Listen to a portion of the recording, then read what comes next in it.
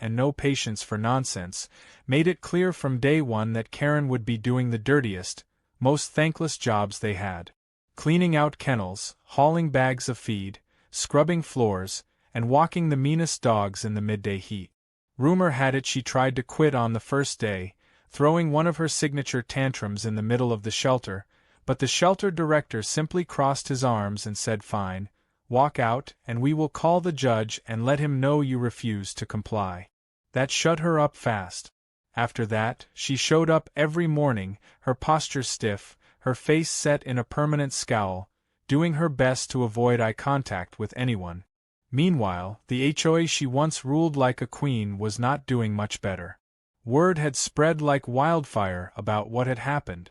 People who had once whispered about Karen behind closed doors were now openly mocking her at town meetings and local events. The HOA board, desperate to distance themselves from her disaster, voted to strip her of her title and banned her from holding any leadership positions ever again. It was a stunning fall from grace, and Karen felt every inch of it. I saw her once at the grocery store, pushing a cart full of discount canned goods, her face hidden behind oversized sunglasses and a ball cap pulled low. She ducked her head and practically sprinted out of the store when she spotted me. I did not even bother to hide my smile. One of the small but steady victories came in the form of the new access fees. Every month, like clockwork, a check arrived from the HOA treasury, payable to me, for the maintenance of the private road they had so carelessly abused. I used the first few checks to pay for repairs to the damaged sections of fencing and to regrade the rutted dirt paths they had torn up. After that, I decided to put the money to good use by upgrading the ranch's security. I hired a local contractor to install a proper gated entrance complete with surveillance cameras and motion sensors. Now, anyone who tried to wander onto the property without permission would be caught on camera before they even made it halfway up the driveway. The new gate was a beauty. Heavy steel framed with rough cedar beams, it swung open with the press of a remote button and closed with a satisfying finality that made my heart lighter every time I heard it. I mounted a large, clear sign next to it that left no room for misunderstanding. Private property. No trespassing. Violators will be prosecuted. No exceptions. It felt like the final touch, the last piece of armor sealing the ranch from any future invasions. But perhaps the sweetest moment of all came a few weeks after the dust had settled. The county fair rolled around, a big event that brought the entire community together for food, games, livestock shows, and more laughter than anyone could count. I was walking through the fairgrounds, a hot dog in one hand and a lemonade in the other, when I stumbled across the scarecrow competition. Each year, locals built creative scarecrows to compete for prizes and bragging right. This year, one scarecrow stood head and shoulders above the rest, both literally and figuratively. There, proudly displayed in the center of the judging area, was a scarecrow dressed in a glittery sash that read HOA Queen. It wore oversized sunglasses, a pink sun visor, and clutched a laminated clipboard labeled Official HOA Permit. The resemblance to Karen was so uncanny I almost dropped my lemonade. Beside the scarecrow, a handmade sign read, "Caution, may claim your land." The crowd around it was roaring with laughter, snapping pictures, and swapping Karen's stories like old war veterans. I stood there for a long time, soaking it all in.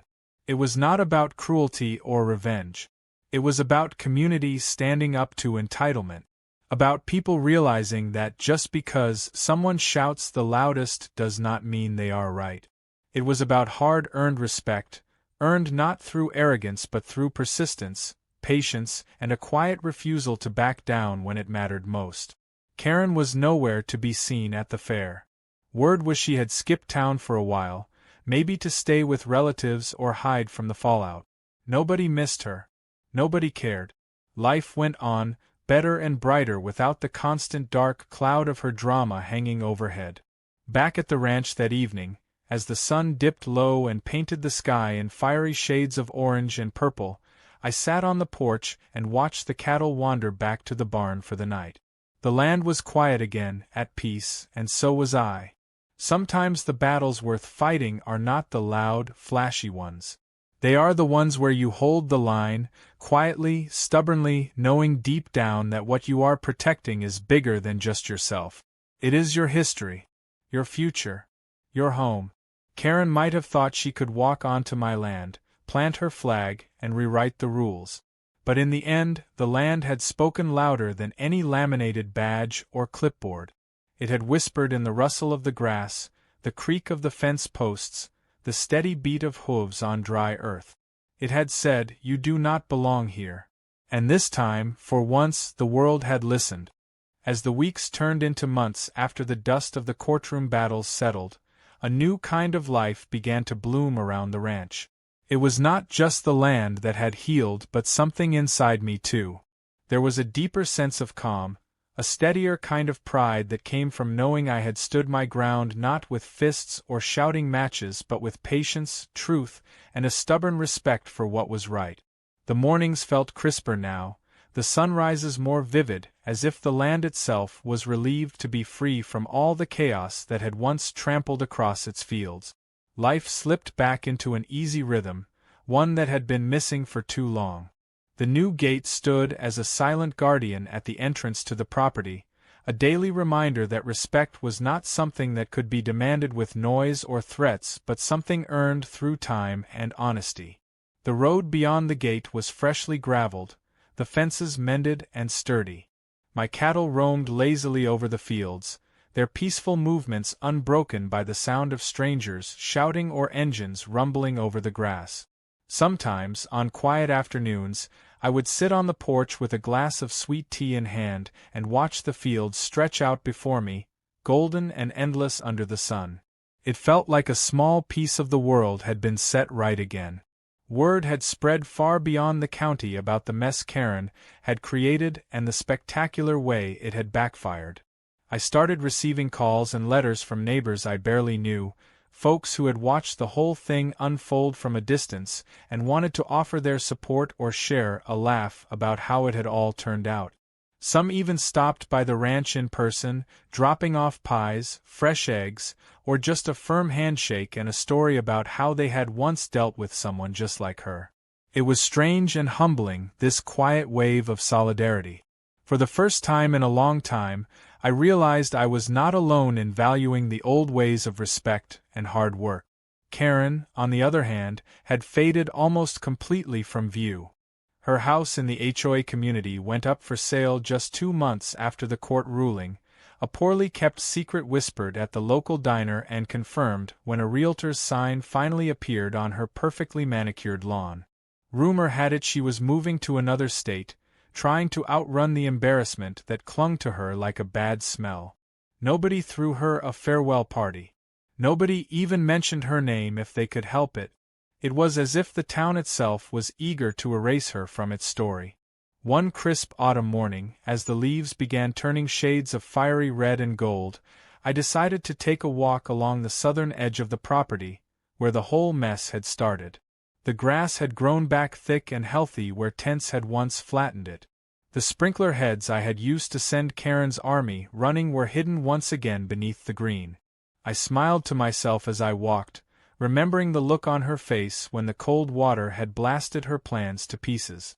It was not gloating that filled me, just a deep satisfaction that justice had found its way here without me needing to become something I was not.